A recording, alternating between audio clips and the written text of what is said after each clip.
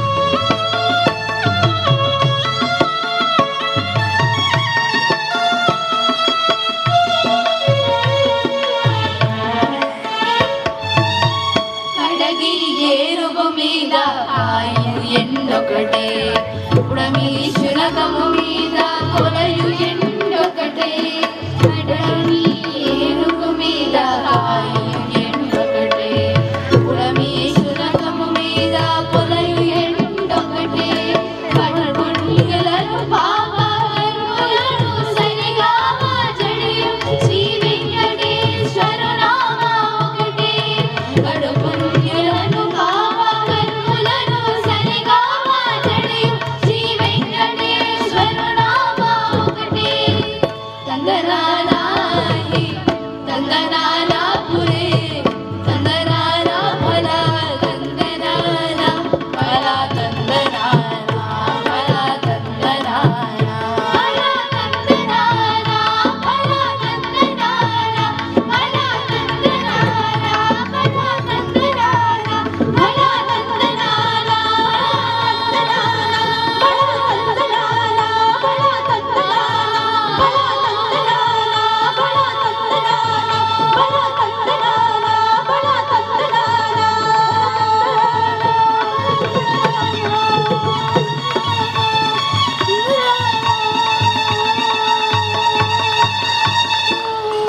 గట్టిగా కొట్టాలని చెప్పండి. ఈ పాట చాలా కష్టమైన పాట అండి. ఖచ్చితంగా నాకు తెలిసి వీళ్ళు చాలా సంవత్సరాల నుంచి నేర్చుకుంటున్నారు, అందుకే ఈ పాట పాడగలిగారు. హై పిచ్ ఉంటుంది, అక్కడి నుంచి స్టార్ట్ అవుతుంది.